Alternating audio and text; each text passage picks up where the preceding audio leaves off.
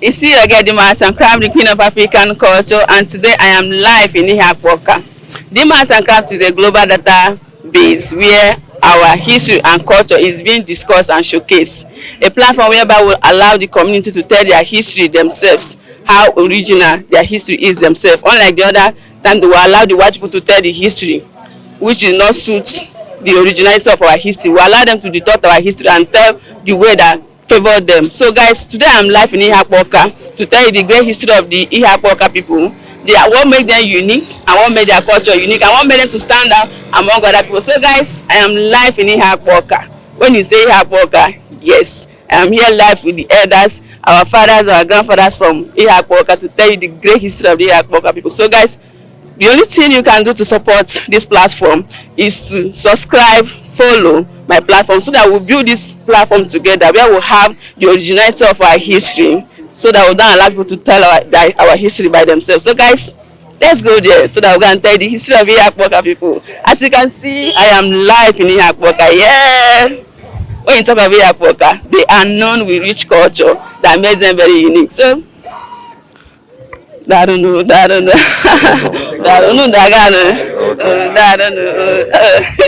I know Bununta. If I say Iheakpu Awka, you pay the maru nubundi Iheakpu Awka. Me don't need and those. I don't know. All right, let's go, guys. Let's go. So, guys, when you talk of Iheakpu Awka, their history and culture is very unique, and that's what makes them stand out among other tribes. So, guys, follow me. Let's go.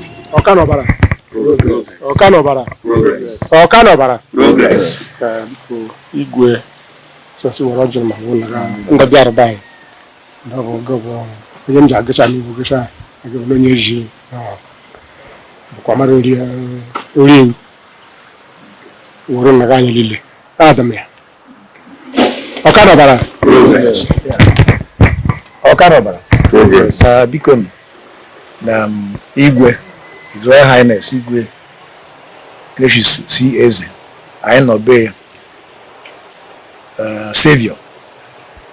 The better by a land. I just say Iheakpu Awka. I have dialect of Igbo, but I just like I shall. I have all cooked in water and call manu. The buying as soon as Oji Bodo. Yeah, I say I command go do. Yeah, I am a Oji. So here we go with the Odo by an Akwa and Asoso Iheakpu Awka. Yeah, Oji. Okanobara.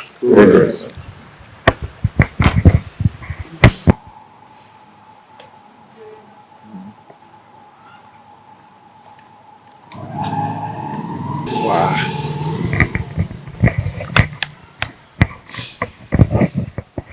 I need to let you come and be alright. Catch you with the better. She had taken with door. I need to let you go. She couldn't do well. America I do not learn canta. When you enter the mendo, I can make it to Cabiam. Can none give it. If I couldn't move, we won't eat to near Mobile Caribbean. Ye lick a bag. And young bag. Which on a bag. If a bag or Chisha bag. You hear lick a Zuruke. Owen Catherine and Cardi to go. I lie on the Bakata. Makanda Barra, Makai Homenal. Squad make a lady share, a Sukua Jabba and Udon Halanudo. A Clemandile nearby. Came on your eye, Mamma Conuche. I gave you a pancata. I pacha Cobaranuru. Cobodan had done I. Kama tenda na heshi, marka ishi we fota, marka ishi we yekon. Kachiku no yera en ono da. Goza en ki ono ra draw en aha Jesus Christ boye wai. Amen. Nafana.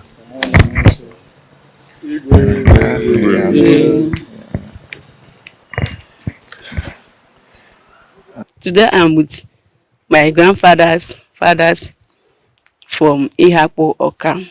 So I will allow them to introduce themselves to us, normal as they tell on, and then we'll move on what we have today. So Namdumurum. I am super and K super and put it in a cage in Mara. So name the honorable Tabu, Yen Basara Guy Shija Abiaga. Uwe Darnil, Uwe Teteresana baggage, Etete, Number Guy Shija Abiaga. No, I am Mara Guy Abiaga, Yen Basara, Iheakpu Awka. ya bụ nọ n'ụbụrụ nta mega anyị si eme na anyị akọwa ndị na-ekiri anyị ya ha anyị then we'll continue. Igwe. Thank you, sir. Ya akọwa ndị na-ekiri anyị eji mara gị na. Okay. Aha m bụ Igwe His Highness Igwe Ignatius Eze, Savior of Iheakpu Awka Kingdom. Savior wey ji wee mara m. Igwe Iheakpu Awka. Nwa bụ Igwe Iheakpu Awka. Oh, thank you, sir. Ya akọwa na eji mara gị. Aha m bụ Eze Damian Chinwụba, eji ma mgbe anyị ike Ọkanaba. Nna m, ya akọwa na ihe eji mara gị na. Ichie Iheakpu Eze, the Palace Secretary to His Royal Highness Igwe VC Ugbai of Iheakpu Autonomous Community. Oh, nna m. Aha m bụ Mike Mpozi Idoko. Anụmanụ ya n'Umujeja n'Iheakpu Awka. Aha m bụ Ona Livinus Kizito. Ọmụma bụ Taino President of Iheakpu Awka Community. You're welcome. Nna m. Aha m bụ Eze Ruben, Ichie Eze Ruben. Onye Iheakpu. I'm onye Iheakpu nwabịa. Alan. Na gobe di mara. I'm Ono Pius Ona. From where then I'm advisor to this Igwe's cabinet. I'm only more Iheakpu Awka. Na gobe di mara. Aha m Daniel Ona Ichie Nanyugo 1 of Iheakpu Awka. I'm assistant secretary Igwe Savior. Yeah. Gobe di mara. Ama the only Alhaji Umaru. As an advisor for this Iheakpu Awka Kingdom, this palace. Iko mana anyị eji mara. Okay, aha m bụ Sunday Ezegwu, onye nke ji so n'Ikuba na mara Ichie mmiri gbanyere ọkụ bịam 1 Edemala Chibli. Odogwu na South. Ekele m. Alan. Welcome, sir. Alan. Nai. Iko mana anyị eji mara. Okay, thank you so much. Aha m bụ Kasmia Eze, Ichie Chimereze 1 n'Iheakpu Awka. Ichie Chimereze 1. Oh yes, n'Iheakpu Awka Kingdom. Thank you. God bless you. God bless you. Na ị bịara n'ihe anyị ji maka anọrọ. Gidege asụ Iheakpu Awka. Gidege Iheakpu Awka jija abụrụ Iheakpu Awka nta. Iheakpu Awka ji ya Iheakpu shi wee bido. Anyị bụ ndị Awka. Nna anyị bụ Awka wa anyị bụ ha bụ Awka. Ma ị bịa na obodo ile nwere iwu na-eji obodo. So ma nna nke anyị latara Iheakpu, ọ bụ great man, ọ gbara nta well. Ofisi na ọkwado okporo onwe ka jikwana ma jikwana bakwado m nwe ọfụma. N'iwu na o jiri do nta o yiva na ya lata. Ma ndị Awka a na-eri enwe ọcha. So o jiri ụbọchị na-aje egbo nta. O jiche nta mgbe ya agbagbute anụ ọgbagbute ụnụ o weche n'aka ịkpa. Ya bụ nsọ o shi kwado onwe maka na ọ ga-eje nta gbara kalata. La ya n'ụbọchị na-ana ji egbo ga-ala aja ahụghị anụ ụzọ adịghị. Ọ lautere huma enwe ọcha ọ ma ihe oyi eme ma ọ na ọha afọ ya gbara kalata na nwere ike nwee kweshi wee dene ya o wee gbaa enwe a gbagburu enwe ọcha taa sere etie n'ịkpa. So mgbe ndị Awka discover na ndị ọga hụ ma ghọta na o mere ihe a ga-eme obodo nwere nsọ nwere anụ ha anaghị eri nwe ka ha na-eri. So mgbe ọha chọpụtaziri ọghọta na nwere ka esi wee na-agba izu o wee gbafu bụ nke gbafu n'obodo gbara bata side 90 mile ọhụma na aka na-achụ a ọgbalaga na side bata gala then so kosmọ ịbata n'obodo n'ihi ejebe igwe ya gwa onye nwe obodo na onu batara ka mmadụ ndị batara ya bụ ihe mgbe ọ batara ya rutere dị ha no bo fi ha de comfort no kata ozu gbadata na achọ obishi mba wee gbafu ka wee gbara latazie na ịha latazie ba mgbalụtara agba ibeje ha eruo agba ibeje so from there ha ọkụcha ka eshi mba ozie wee latazie ba mgbe latara abịa na nwere ndị obodo nọ n'obodo a na-eke ndị ngwaala ha nọ n'obodo onwe ma mgbe erukwute so anyị nwere ịkwa na ebe sori abịa abụọ ma ịbịa na igbo nsụka niile na edisi ngwaala na onweghị zone ọnọcha ha adịghị ndị le bịara obodo rukwute onwe nwe gesi na ebe shi abịa abụọ so ha pụtaziri wee gishi ha side ụkwụ akpụ besa mbe ha nọrọ ebe ha nọziri shi ha ọbụ chọbazi nwebezie ground na ọbazie so gbabazie mbọ bido grow ya na grow izi ka na ngwa bi mebe mụkọtabazie ebe alụ nwaanyị ba mụtabazi ụmụ from kind of here ndị ụfọdụ kwa bụrụ larezie ugbo Iheakpu Obollo so ka elazi Iheakpu Obollo kwụ na na Iheakpu Obollo anyị na-emegote that today ọnụ nwere anyị na-eme ka ha na-abịa anya ka nwere return ndị anyị na-agba every year ha na-abịa the return ka na-abịa so gbachara cup a na-ekpo ha abịa agbagbo the ball o nwere ha na ha give ndị ji ala ka ndị mere egwa na anyị nwa na-eje iji gosi na ha bụ nwanne so na Iheakpu Awka nta na ebe anyị si jere bụ Awka ba anyị nwere mpakala mgbe kpatara ya so ka m tọweta dị la dis na anyị nwere m ndị ọzọ m na nọcha na-ekeke so ya abanyezi n'ọda nwa na bụ na m ka m jibere dị nwa Awka na ọbara so kaptore na enye ichie ya bụ the writer anyị nwere na Iheakpu Awka now ndị ọzọ anyị nwechere be ọtọs nọchabata ya bụ onye nọ na anyị mara as iche akwụkwọ mgbe Awka na ọbara latara na ọ dị be maka ya batara ka Awka na amụta nwa ọkpara agba n'ikuku o wesi ala gbagoro na the other side eji aja nọrọ mgbe akpata na nwere ịbịa na nwere onye isi ọha nwe edikolo o nwoke edikolo na-asị edikolo ga nwatakịrị ga-erule gị ka nwere na obule gị 40 years ma bụ onye kwute na ya aswachi mere ndị ile nọ that very side tọsọ na-anọrụ ha dere 1 million na ndị swara mgbe ọgwụ na obodo ole swakpochara ana ma ọ bụ that community ehu na ya edeghị urukwute mee na ga ya bụ onye isi na ebe ahụ anyị lele anya ka ọ dị na ngwu ọzọ ya bụ onye isi mgbe anyị na-ekwu maka ana ahụ ọ bụ isi ọha ọ bụrụ na nwere ndị isi ọzọ swara hele swakpochara ya mgbe oji ma orukwute na mkpụrụ nke na ga-aswachiri ọha anyị lele so ọ ya bụ ihe anyị na-ekwu maka ya Awka na ọbara ichie eze hechio anyike the president mkposhi ndị ichie the advisors ekele m niile ekele m debịa aba anyị nna m gịbị nwere ya akọwa naanị gbasara Iheakpu Awka na mbe na anyị nọ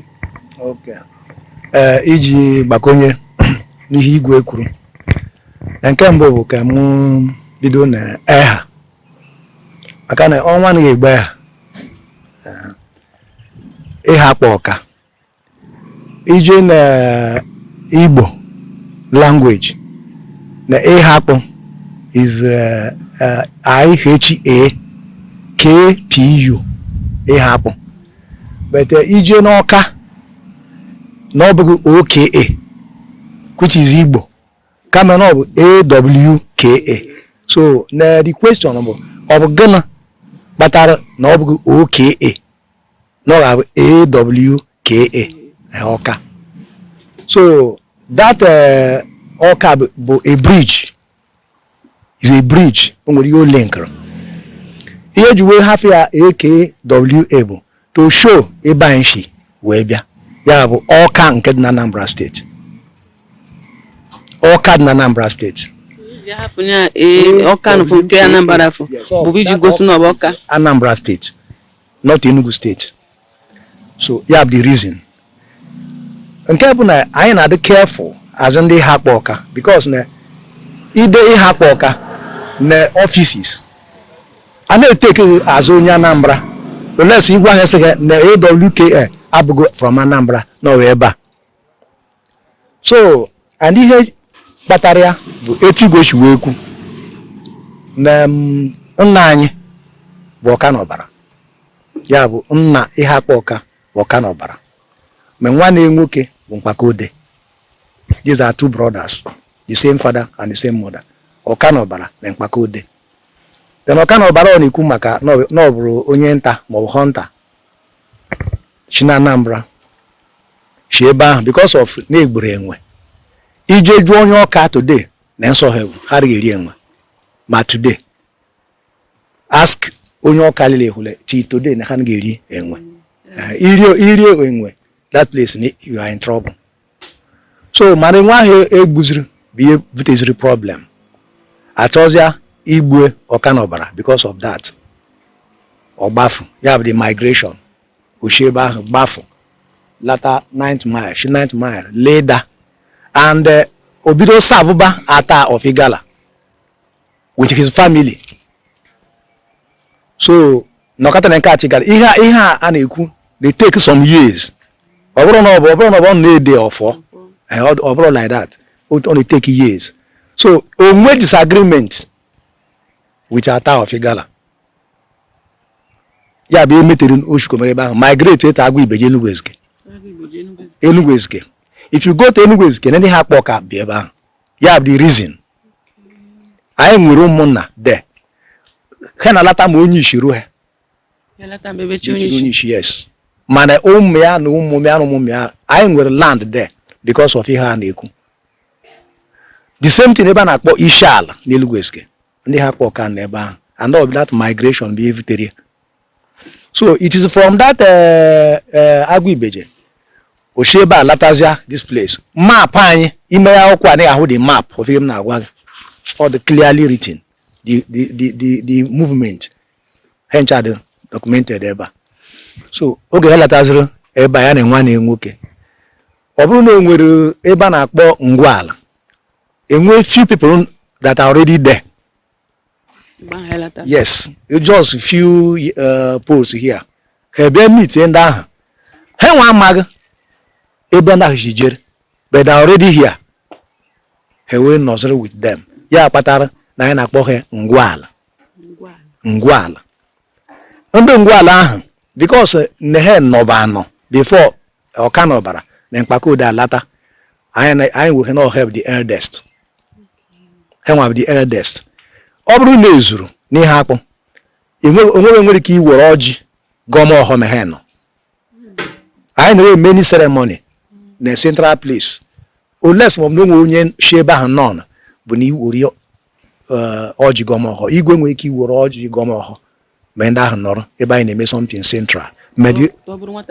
Yes, igwe ga-eweta igwe ga-adres igwe ga-asụ o nwere onye Ngwala n'ebe a first. Ọ bụrụ na o nwere no onye the permission. Ma ọ bụrụ na o nweghị he can go ahead. Ọ ya bụ a na-ekwu maka Ngwala. So hasatala nọgide igwe kwuru maka onye isi ọha ka m gwa gị ka m mee explain ka onye isi ọha si wee bịa. A nọgidere ebe ahụ ọ bụrụ that n'oru one certain day onwe dibịa Jeko Amube Enugu Ezike evie n'abọ. Yes, the dibịa na-evie n'abọ. So ọ na-aga na o wee gatazia ebe ndị Ngwala ahụ nọ meeting. Ha chịrị di dibịa ọchị. So ha chịrị ọchị chichari ọchị. The dibịa got annoyed. O move some distance. Wefute opu kwa were opu ahụ kwa mmadụ enweghị ike ikwu ihe o zuru opu ahụ but na letazi ndị Ngwala ahụ anwụba. Yes, ha nwụbazia so egwu jidezie because of the frequency of the death.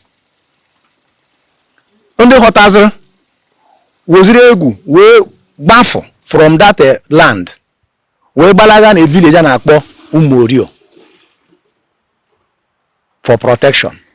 So that Umorio ahụ wee nye ha condition say for that protection na ha ga-seed power ahụ ha ji wee bụrụ eldest in return.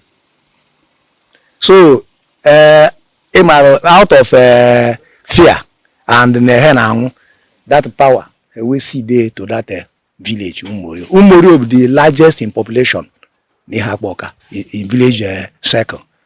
So Umorio we was that power from Ndungwal.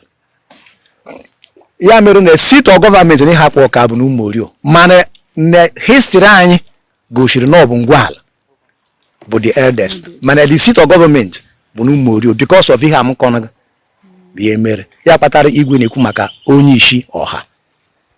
Then onye isi ọha now ka esi abịa na ebe a abrozi by age, no village wise. Then Mkpakode bụ brother Ọkanọbara. Move by na akpọ age settled there. Ya nwa bụ the eldest person na age extraction.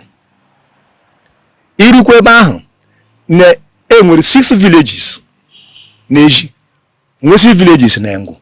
Mana this ede a na-ekwu anaghị abịa na age dịka need 100 years. No nwere particular extraction a na-akpọ ụmụ ọnọja. You cannot be ede ma ishighi ụmụ ọnọja. You cannot be ede n'ihe akpọ ma ishighi that ụmụ ọnọja no matter your age. So na Iheakpu Awka nọrọ meeting na onye isi ọha sit na ede sit. You have the two brothers. You have the two brothers. Anywhere I know of the two brothers. So ya bụ that name Iheakpu Awka. Ke mark the name she will be. Ano maka no gburu da enwe gburu mere ejiji achụfunu ya. Na afaga na achọ ya ma egbe ebe ọ wụzuru.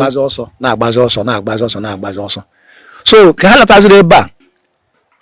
Ha lụrụ Iheakpu Awka bụ warriors. Because anyị enwedịghị ala here. They fought Ibagwa. They fought war with Ibagwa. Chozubeha and occupied. They fought with Ovoko.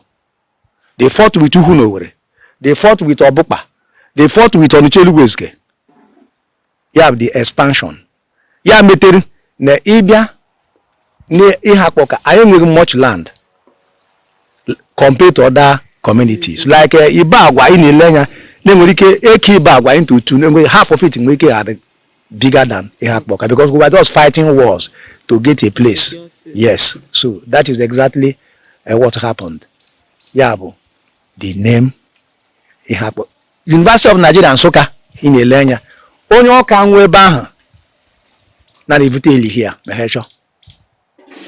Onye ọka nwe ebe ahụ ha ga-achọghị village na-ebute ebe eli. Lecturer, any child, anybody nwụrụ na UNN here ma ọ bụ onye ọka origin ha achọghị village, they come here na enye ha land elibe here. Maka na ha bụ nwanne. Yes. Ịbanye na University of Nigeria ihe na-achọ ịbanyekwa officer ma ọ bụ onye ọka Iheakpu Awka no worry ask his brother. They know the history is there. I can say that they can only mad here. Ima only achọghị ivulu Awka na ha here na anaghị land free. They bury the person here. They take it no lara na ebe. That is the reason we lay no deba Iheakpu Awka. But unu na-esi mbe na-eje Awka ma ha na-eme ihe na ka unu je na ha emekọrọ ihe. Mgbe anyị na-eme research we went to mgbe anyị shuwe that Ọkanọbara mgbe shuwe move mgbe na-akpọ Nri. If you go to Awka, ask of Nri. You have the residence of Ọkanọbara. And even our greeting, you can ask Ọkanọbara, I see progress. Our own father here, Ọkanọbara, to make sure that the name doesn't die, Obollo a symbol of greeting. Throughout the federation, outside the country, in a greeting name, Ọkanọbara. Now I ask progress. Ọkanọbara, I ask progress. In a clear 3 times. I could progress. The other communities where you can do no we ma also Ọkanọbara. No that all more than Iheakpu Awka. That is name I'm saying no one gave by her. We are still talking about Ọkanọbara, maybe thousands of years ago. So obia musike mgbako in igwe. Mgba hoshi Awka yagbalite Okpo family yagbalite. Yes. Yes. Okpo family we bata here. Yeah, metere the family started growing. Ewe nwezie 12 villages Ume spread. Do you get it? 12. Anaekie. Ya kwata ni bia anasa inuma umu izaja. Umu. Do you get it? Umu aroji. Umu aka. We are umu. That is showing ume we may expand. Ibia ne kingdom nke igwe. No be abi this 12 sons of Okanobara settled. 6 of them as a heaven. 6 of them as a heaven eji. In Rano Maka Iheakpu Awka. Now we migrated from here. I only share gishi. We only settled the Ammoniag. We settled there just to buy the land, build house. But now we cannot. I am making Only you come over here because my village here on egg. So all I could hear mobata. When you read these names, usually names like that. Then as he said, Iheakpu Awka and Iheakpu Obollo. All because of lack of land abateg, making enough space. Iheakpu Obollo now moved. And Ije Obollo Iheakpu Obollo no problem till today. You have the can I say here no Obollo. I keep hearing this particular thing and it is still existing. Opening and net up to today, them go say Nendu Obollo na say Iheakpu Obollo no na bugundu be no la. But it is Ije ban. Villages still Iheakpu be there ban. Man, you see there by the names. The names. Ije ban ne ahu Otobu Morio. They can Iheakpu Obollo, which is Umorio here. They have the similarity in names. Iheakpu Obollo. Then to show that blood relationship, every October mass return. Led by Alhaji Yaro. Yani Dehabia. Heni Vru Manya. Vru Ihe sometimes every ma. To show the ancestral home. Then her baza, and we host her. Nye Henry. Nye Mayanka, Nye Hoji. Ojuwabunuka ada maybe here to some extent because the tradition abu paganism. Paganism African religion. But the tradition of kendi sheme. What I mean is that under our forefathers and our fathers, no wesa nehe na daridia. Ima wesa nendi umorio ba abia umorio igo wesa. Ndị ikolo dị abịa ikolo but ne ụka abịa brand everything ọ dịka na-asị na ọ dị sinful ị mara na akọchọ mmetego mere na enwere ike meet your brother ịma ama you meet your sister ịma ama mana ọ bụ na half that tradition na ọ ka na-eme agwabugo m nso na onye mara injinia eze isoro Iheakpu Obollo na because of that relationship n'ihe dafụta we use that name to help each other overline transformer, over electrical cables, because no women na choya. Then because they didn't get that contract, I want to Iheakpu Awka extension. A way vuzuru wire here, Yereban Hawk. Yes. So this is the relationship. Yeah, the only mobogre mobujimpa Iheakpu Awka manan Iheakpu Obollo bu nwanenchi. Yes. Everywhere, even as students, at university, and if you Iheakpu Obollo, Iheakpu Awka, you relate as brothers and sisters. That is the truth. Because in the mayane, Ibiano Obollo ne henazi Iheakpu Obollo. Yes. Of which ne anman we ask on man gano. Asịgị na ha kono ji ma ọ bụ ihe na-asịgị na he na-enwe na akọ ya na ego abụghị onye Obollo na ebe onye Iheakpu na abụghị onye Obollo bịa na awọtazi na Iheakpu Obollo mbe na be he shishirala mbe. Yes. Iheakpu Obollo migrated from Iheakpu Awka. Migrated from Iheakpu Awka. Yes. And ije ebe ahụ I know names of our villages. Go and compare. You will see that that name I need what is existing there. So that's that. No, modernization na-emezi ka na-emebi ihe because ọ bụrụ na ka nwee that cultural tie na ha ga na-abịa efe anyị be nna ha because that is where they migrated from. That's that.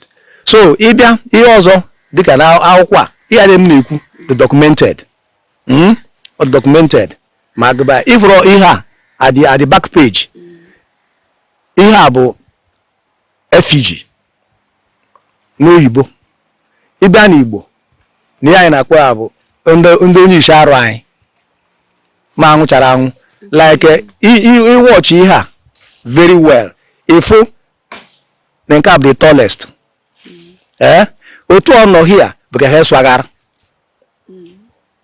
ka ha swagachara ya kpata na ha hara o nwere onye ka ọka na ọbara bụ the tallest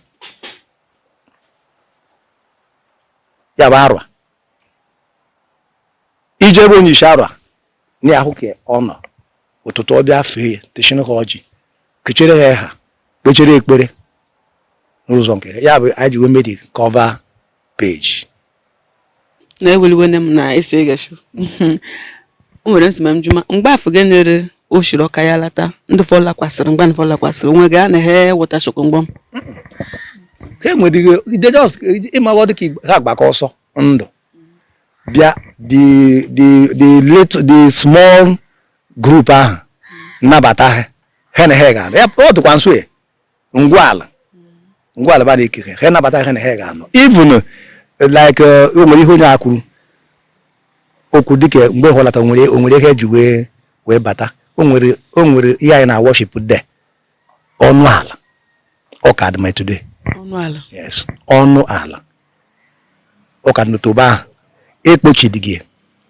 ekpochidigị ana kwasịrị abịakwasị ka ọ bụ eji ya lata eji wee lata ọnụ ala a na-agọ ya kpatara ọka na ọbara ahụ m na-asị ọka na ọbara asịghị ọnụ ọka na ọbara ewu ya mgbe ọ bụla ị chọrọ ịgọ ọka na ọbara nkwa n'ebe ahụ ka ị na-eje ọ dị buried with ite agwaghị ya na-eje ekpughe na-agwamaghị ya na-eje ekpughe and na anọrọ agọ ya na ọ bụghị everybody to qualified to go there ịbịa na onye isi 12 n'ụbọchị a na-agọ ya ma ị nwee clean hands ije there you will not survive.